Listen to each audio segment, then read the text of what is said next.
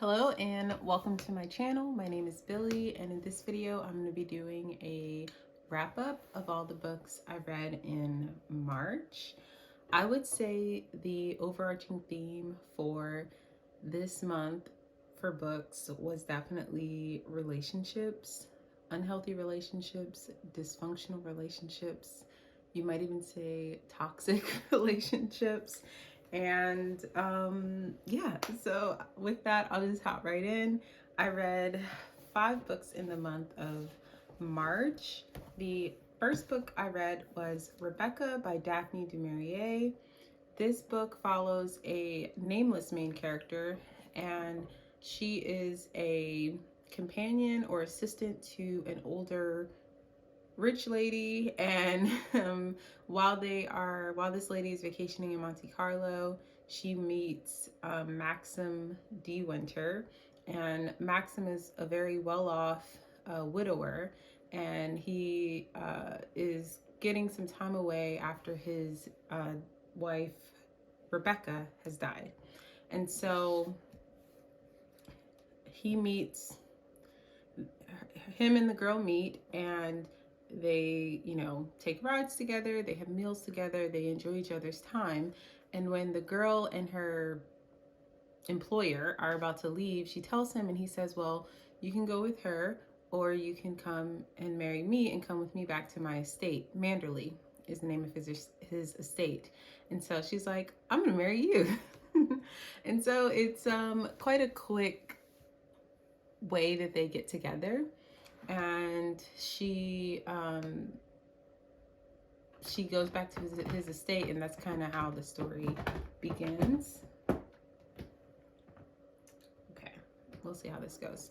So, and that's kind of how the story goes. And from the very beginning, she is haunted by his dead wife. And so that is the description I've always known this book to be. And I thought it was going to be like ghost and, mystical magic type things. But no, it's more hunted in the way of his dead wife has her fingerprint on everything at this house and all the people in Maxim's life. And so she's constantly reminded of the dead wife, and she feels inadequate to her because, like I said, she was working as a companion. She doesn't really come from high society, so she doesn't know, like, oh, am I doing this right or am I doing this wrong? And she just feels like she's not enough.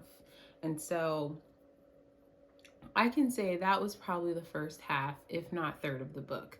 Um, I enjoyed this book, but it is slow. It is a slow burn. And yeah, that's pretty much the first half of the book. Her just feeling like she's not good enough. But in true Daphne du Maurier form, there is a twist. And everything that you thought is actually something else. And I really did enjoy the twist. I enjoyed the ending. I'm not going to give anything away, but I'll just say she knows how to do a good twist. I read My Cousin Rachel by Daphne du Maurier, and I will say that I feel like when I hear this author's name, I more so hear about Rebecca, but for me, My Cousin Rachel, out of the two, is probably more of a favorite. This was just kind of just too slow. I kept with it, and I'm happy I did, but it was just too slow. Like, how many examples do I need of her feeling, or instances of things happening of her feeling like she can't stand up to the memory of his dead wife? But at least in My Cousin Rachel, I felt like there were these inklings of gypsy. In My Cousin Rachel, I felt like there were like these little things that kept you going, like kept you reading. And I didn't get that in this. So for that reason, that probably tops Rebecca. But still, I think it's a worthy read. I did enjoy this. And I also love that it had, if I can find one, I know there's one in the very beginning of the book. It had these little illustrations throughout, which I thought were really cool.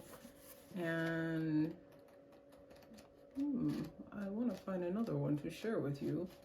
Let's see if I can. And here's another one. So I just thought that these were very, very nice additions to the book. So yeah, enjoyed it, but it was slow. So then I read The Dry Heart by Natalia Ginzburg. This is a book about a woman who murders her husband, and it basically starts off with her shooting him, and then it kind of works backwards of the events that led up to that moment. This is a very short book, but I would say a very mighty book. I really don't want to go into anything more than that because it's less than 100 pages. Less than 100 pages. And yeah, I think it's worth a read. It's my biggest takeaway from this was to appreciate yourself. So yes, just appreciate yourself, appreciate what you have to offer, and don't end up here because it didn't have to be that way. Anyway, that was The Dry Heart. I thought it was a pretty good book. I liked the writing. One of my favorite quotes was, "There are times when you're fed up with everything, but then the days and years sweep you along with them and you acquire some understanding. You understand that there's some meaning to even the stupidest things, and you don't take them as hard as you did before."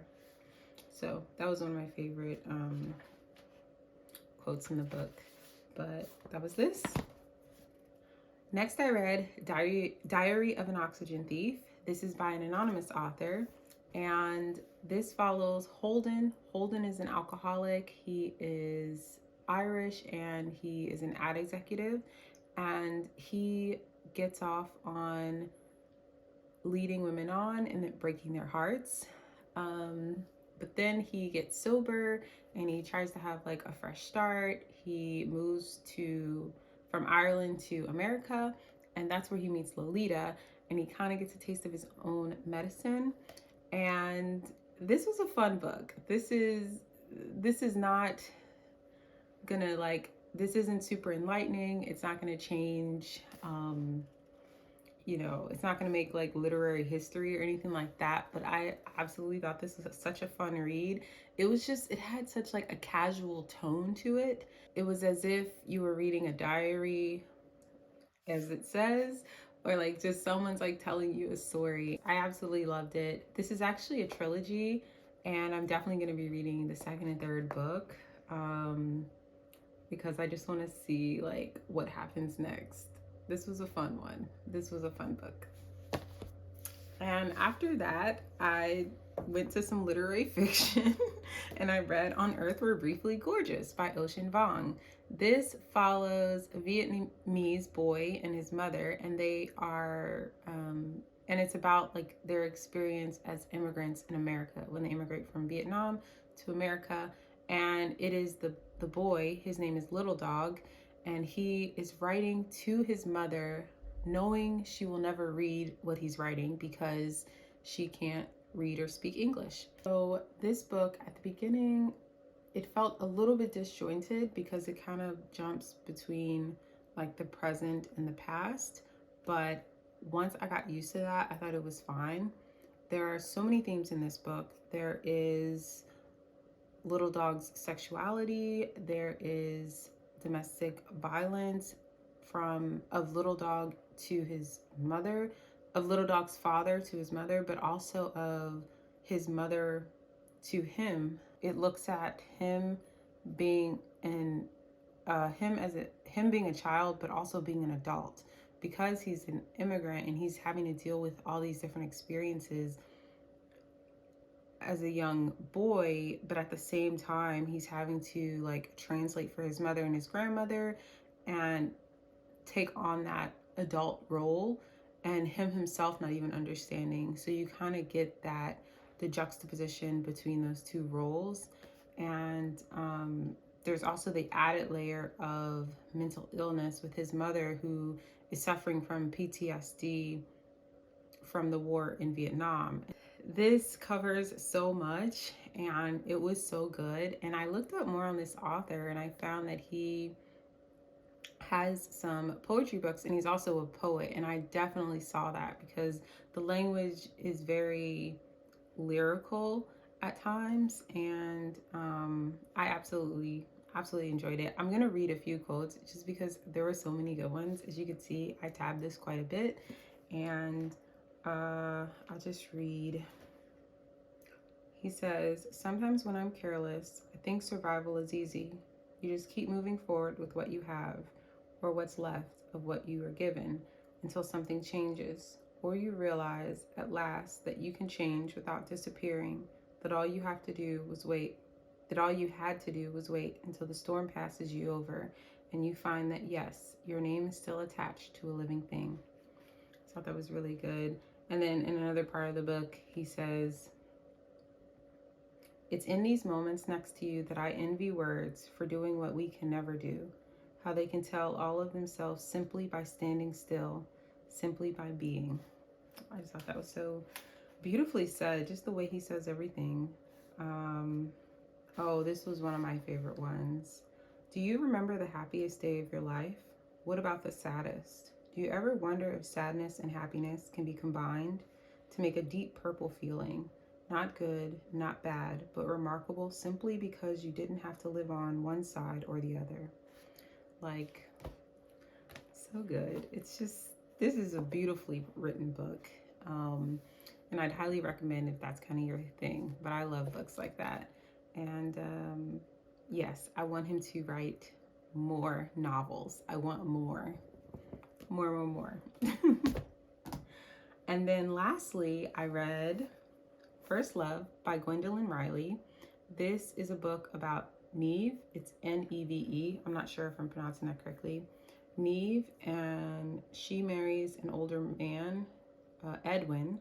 Neve is a writer, and Edwin has a heart condition. He's like chronically ill, and he's always in pain.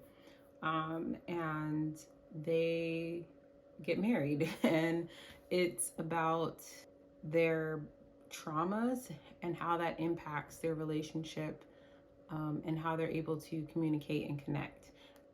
We have Neve, who has an abusive father, who has a, I don't know, you could maybe even say narcissistic, self-absorbed mother.